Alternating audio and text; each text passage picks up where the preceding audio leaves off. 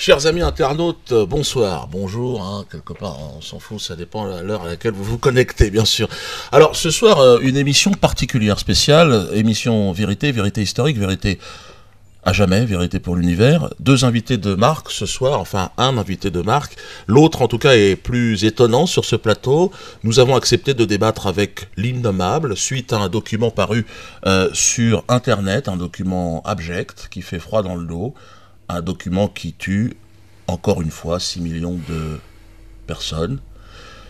Simon Kroxfeld, à ma droite, est là. Vous le reconnaissez évidemment.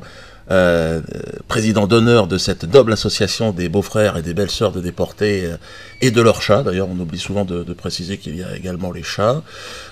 Évidemment, merci d'avoir accepté ce débat. Vous êtes la seule personnalité spécialisé dans cette période douloureuse, à avoir accepté de débattre avec cet individu. Je dis cet individu qui s'appelle Paul-Émile, historien de formation. Enfin, il va nous raconter un peu d'où il vient.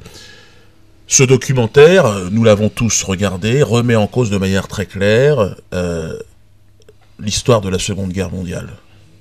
Une version nouvelle nous est offerte par cet individu et son interlocuteur, qui était en l'occurrence Monsieur Forisson. Vous avez refusé de débattre avec Monsieur Forisson, mais accepté de débattre avec Monsieur Blanc-Rue. Vous nous avez expliqué que Forisson, c'est la limite. On ne peut discuter avec le diable en personne. La première question que j'ai à poser, je vais la poser à notre hôte. Parce que vous avez produit, n'avez-vous pas l'impression d'avoir blessé des gens, heurté des sensibilités, heurté une croyance ?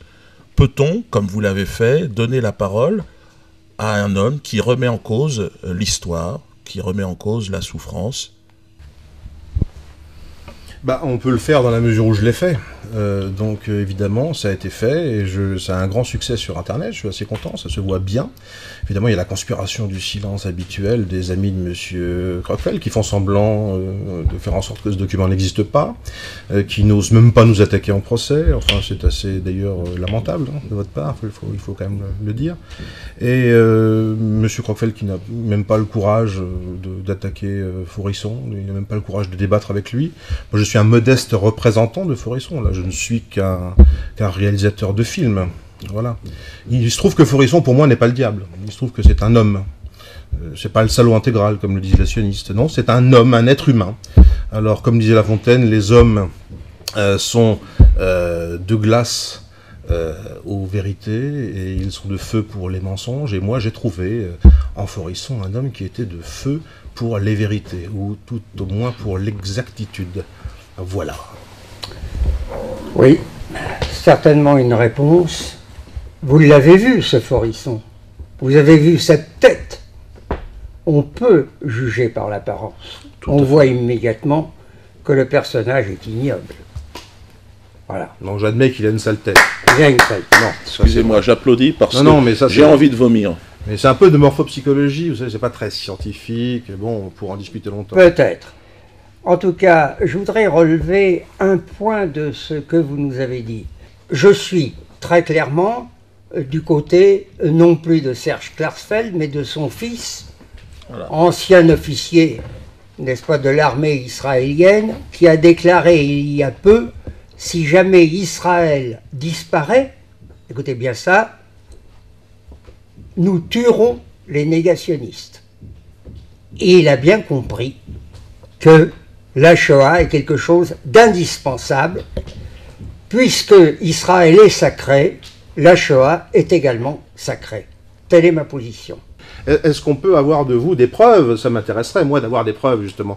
Parce que sur Internet, d'ailleurs, notre ami Jean Bricmont a lancé une sorte de défi aux historiens. C'est-à-dire, il leur a dit, voilà, il y a un documentaire, et il faudrait répondre à ces arguments. Peut-être que Forisson ment, mais au moins lui répondre avec des arguments concrets. Là, vous ne répondez avec aucun argument. Là, vous répondez, c'est l'argument d'autorité, même pas, c'est un argument biblique, c'est Dieu a parlé, enfin, c'est Yahvé.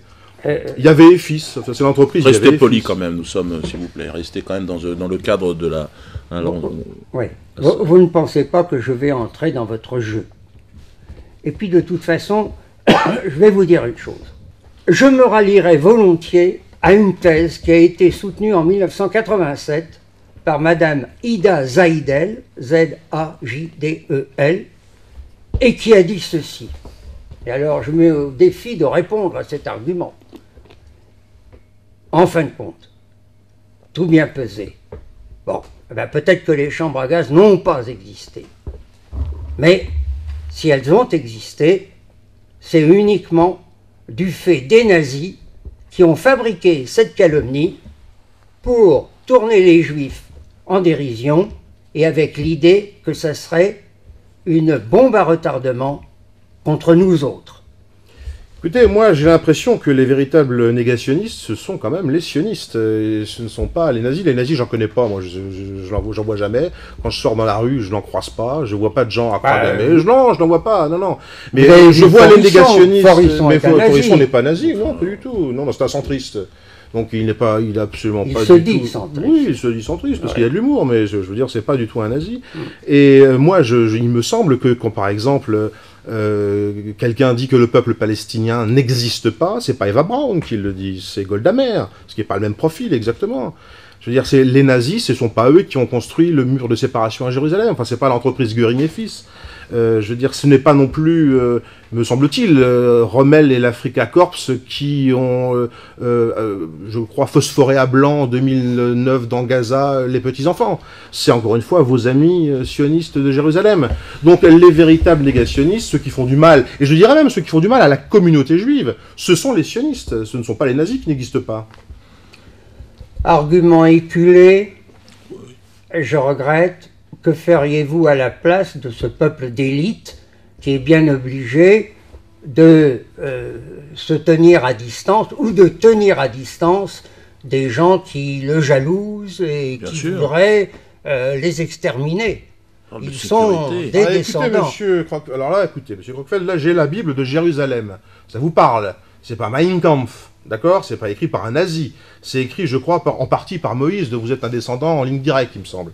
Oui. Bon, alors, je vois, dans le Deutéronome, par exemple, je vais vous lire quelques phrases, simplement à propos d'extermination, parce que vous nous la baillez belle avec vos exterminations. Alors, je vois, c'est peu à peu que Yahvé ton Dieu détruira ces nations devant toi.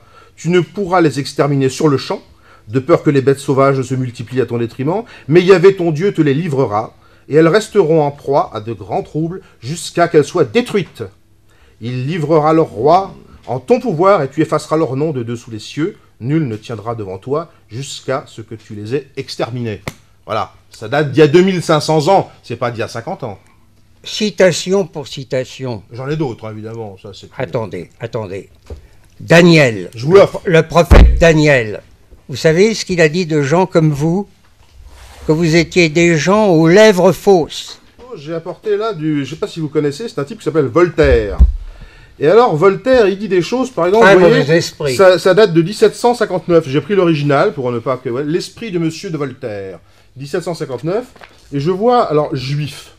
Vous ne trouverez dans les juifs qu'un peuple ignorant et barbare, qui joint depuis longtemps la plus sordide avarice à la plus détestable superstition et à la plus invincible haine pour tous les peuples qui les toléreront et les enrichissent. Il ne faut pourtant pas les brûler. Voltaire qui est au Panthéon. Alors est-ce qu'il faut aller brûler ses cendres? Qu'est-ce qu'il faut faire avec Voltaire? Parce qu'on a refusé à Céline les commémorations là, pour cette année. La République n'a pas voulu de Céline, mais la République veut Voltaire. Vous êtes depuis tout à l'heure en train de nous expliquer des choses. Moi, nous sommes dans une république et nous sommes dans un état de droit. Ce que vous dites n'est pas dans la loi. Il est interdit de parler comme vous le faites. Alors, c'est pas moi. Écoutez, là, vous me parlez de Voltaire. Mais moi, je vous parle de votre documentaire, monsieur. Vous êtes un hors-la-loi. Vous vous situez en dehors des règles parce que nous avons défini des règles pour vivre ensemble, harmonieusement, nous respecter les morts. C'est moi qui les ai définies. Hein. Alors, oui, mais nous devons les respecter. C'est une assemblée, cette loi Fabius-Guessot, qui est une loi qui s'est imposée d'elle-même. Aujourd'hui, vous êtes un hors-la-loi. Vous venez, nous acceptons de discuter avec vous, mais vous ne faites aucun effort. C'est ça qui me choque. Ah non, ça c'est vrai. Vous faites aucun effort. Non, ça je reconnais que j'en fais pas. Mais pourquoi ne reconnaître la réalité des choses? C'est que le pouvoir existe aujourd'hui, il est entre les mains de gens que vous combattez. Mais pourquoi ne pas l'accepter? Moi, il me semble que j'ai fait un documentaire sur un homme qui n'a jamais pu s'exprimer dans les médias depuis 40 ans et qui est l'homme le plus haï de France. Donc il me semble avoir fait la moindre des choses. Non, sans raison. Moi, je m'attends à ce qu'en 2012, ils sortent un ouvrage, j'en ai entendu parler, qui pourrait porter un titre inspiré d'Ahmadinejad, ce criminel qui a osé dire un jour « C'est curieux, il a une voix flûtée, n'est-ce pas ? Se méfier des gens à voix flûtée. » Qui d'une voix flûtée nous a dit « C'est curieux, en Occident, on n'a pas le droit d'approcher de la boîte noire de l'Holocauste pour voir ce qu'il y a dedans. » Vous le faites bien. J'imite un criminel, Vous le faites pas bien. bien sûr. Et voilà où nous en sommes à cause d'individus de cette espèce. Il ne m'étonnerait pas que sorte un livre qui s'intitulerait « La boîte noire de l'Holocauste ». Rappelez-vous que lorsque ce personnage ignoble a été invité au Zénith par un personnage, je ne sais pas si vous vous souvenez, alors particulièrement ignoble, un pur et simple nègre d'ailleurs au passage. Qui a été condamné. Qui a été condamné. Oui, mais comment se fait-il que Forisson n'ait pas été? Eh bien, une fois de plus, à cause de l'intervention de Klarsfeld, qui a dit ne le poursuivez pas. Très juste. Ne le condamnez pas. Je suis entouré de traîtres, de gens qui désertent la cause, qui disent c'est fini, on a eu trop de quenelles, on n'en peut plus. Qu'est-ce que vous voulez, je reste seul. Mais est-ce que l'antisémitisme n'est pas en train de changer et d'évoluer? Et on a cette... je sais qu'il y a M. Moilec aussi qui est poursuivi aujourd'hui pour ce sketch Shoah-Ananas, abject, immonde. Shoah-Ananas, tu me tiens par la Shoah. Et le geste, rappelez-moi le geste. Shoah-Ananas, oui. Non. 275. Ouais. M. Moilec aura à répondre évidemment de son crime devant la justice. Alors, est-ce qu'on ne voit pas une forme d'antisémitisme aujourd'hui des banlieues, du monde africain, du monde des Antilles, et même du monde de Tahiti? Je sais qu'à Tahiti, des gens dansent sur Shoah-Ananas, on a vu ça. Où allons-nous? Mon Dieu. Shoah-Ananas, Shoah-Abricot, touche à mon cul si ça fait de la musique. Merci en tout cas, Simon Klarsfeld, d'être avec nous. Merci à vous. Paul-Émile, des oranges, peut-être des choses à vous envoyer, j'espère, parce que vous êtes un homme intelligent, vous êtes capable d'un raisonnement, que vous reviendrez à la raison, et que vous reviendrez défendre, cette fois-ci, la Shoah et les chambres à gaz, on ne sait jamais, peut-être demain. Merci à vous tous, merci amis internautes, vérité historique, vérité à jamais. Nous avons, je crois, ce soir en tout cas, ouvert un débat. Vous pouvez peut-être vous serrer la main ou vous n'êtes pas obligé. Je ne sais pas se faire. Non, pas dans ces conditions. Pas exagérer quand même. Je comprends.